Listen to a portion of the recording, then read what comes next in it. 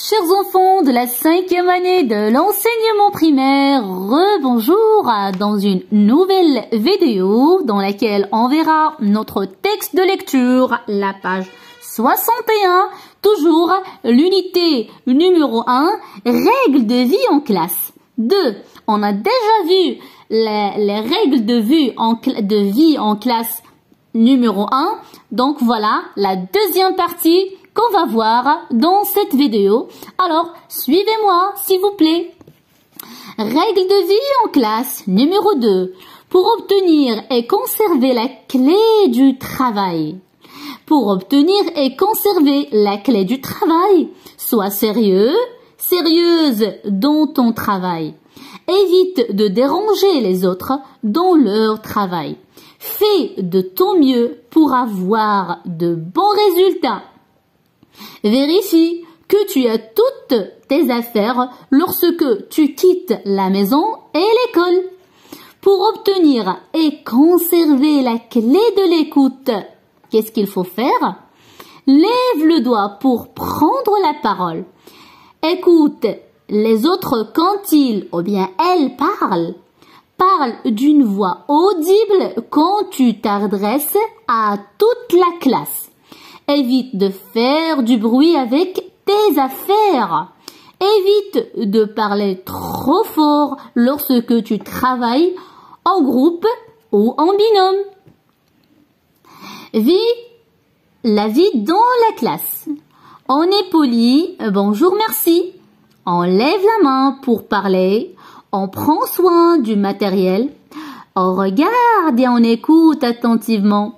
On s'applique, on fait de son mieux, on s'entraide et on partage. On ne crie pas et on limite le bruit. Je vais relire le texte une deuxième fois. Donc, vous suivez avec moi s'il vous plaît. Pour obtenir et conserver la clé du travail, sois sérieux, sérieuse dans ton travail. Évite de déranger les autres dans leur travail. Fais de ton mieux pour avoir de bons résultats. Vérifie que tu as toutes tes affaires lorsque tu quittes la maison et l'école. Pour obtenir et conserver la clé de l'écoute, lève le doigt pour prendre la parole. Écoute les autres quand elles parlent. Parle d'une voix audible quand tu t'adresses à toute la classe. Évite de faire du bruit avec tes affaires. Évite de parler trop fort lorsque tu travailles en groupe ou en binôme. Très bien. Alors, on passe à la rubrique « J'observe et je découvre ». Donc, normalement, chers enfants, la rubrique « J'observe et je découvre », on fait ça bien sûr à l'école, avant de lire n'importe quel texte, mais je préfère donc poser des questions après avoir lu le texte. À quoi le titre du texte et le contenu de l'encadré te font-ils penser? Alors, déjà on a déjà vu ça, ce texte comme ce texte-là. Dans la page numéro 60. Donc, on a déjà vu règles de vie de classe en numéro 1. Aujourd'hui, on va voir les règles de vie en classe numéro 2. D'accord? Regarde le texte précédent. Le contenu de l'encadré a-t-il changé? Donc, le contenu de l'encadré, ici, le voilà. Donc, il ne change pas, d'accord? Il n'a pas changé. Voilà, donc le contenu de l'encadré n'a pas changé. Donc, il n'y a aucun changement là-dessus. Donc, de combien, voilà la question, de combien de parties de texte est-il constitué? De combien de parties le texte est-il constitué? Donc, la même chose que le texte qu'on a déjà vu précédemment. Donc, voilà la première partie et ici, la deuxième partie. Ici, la première partie, donc, il parle de la clé du travail. La deuxième partie nous parle de la clé de l'écoute. Alors, on passe de suite à la rubrique « Je comprends ». Relève le nombre de règles citées dans chaque partie du texte. Relève le nombre. Le nombre, c'est-à-dire combien de règles on a dans chaque partie du texte. Alors, on va compter le nombre de règles ici. Alors, regardez, 1, 2, 3, 4.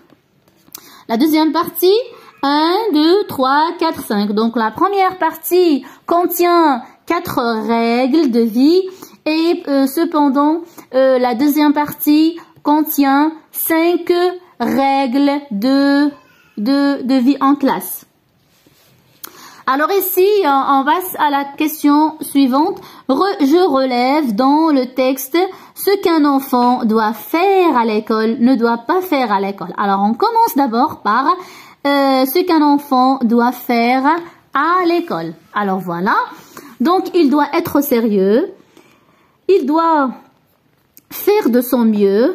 Il doit vérifier ses affaires avant de quitter la maison. Il doit lever le doigt pour prendre la parole. Il doit écouter les autres quand ils parlent. Il doit parler d'une voix audible, c'est-à-dire à voix, c'est pas donc audible, c'est le contraire de à voix basse. Donc il doit parler à haute voix quand ici quand tu t'adresses à toute la classe, d'accord? Pour que tout le monde t'entende. Donc voilà. Alors, ce qu'il ne doit pas faire, donc il ne doit pas faire du bruit avec ses affaires. Il ne doit pas parler trop fort lorsqu'il travaille en groupe ou bien en binôme. Et enfin, il ne doit pas déranger les autres dans leur travail. Alors, on passe tout de suite à la rubrique j'enrichis mon vocabulaire. Déranger, déranger, gêner, déranger, ça veut dire gêner. Tu me déranges, laisse-moi travailler. Tu me déranges, laisse-moi travailler. Audible, audible. Une chose audible, une chose audible, une chose que l'on peut entendre, c'est-à-dire la chose qu'on peut bien écouter. Sans aucun problème. Que l'on peut entendre. Une chose que l'on peut entendre. Parle plus fort. Parle plus fort. Ce que tu dis est à peine audible. Donc ce que tu dis est à peine audible. D'accord ? Donc voilà, chers enfants, jusqu'ici, je vous dis merci pour votre attention. Je vous souhaite, chers enfants, bonne continuation. Je vous dis merci et au revoir et à la prochaine.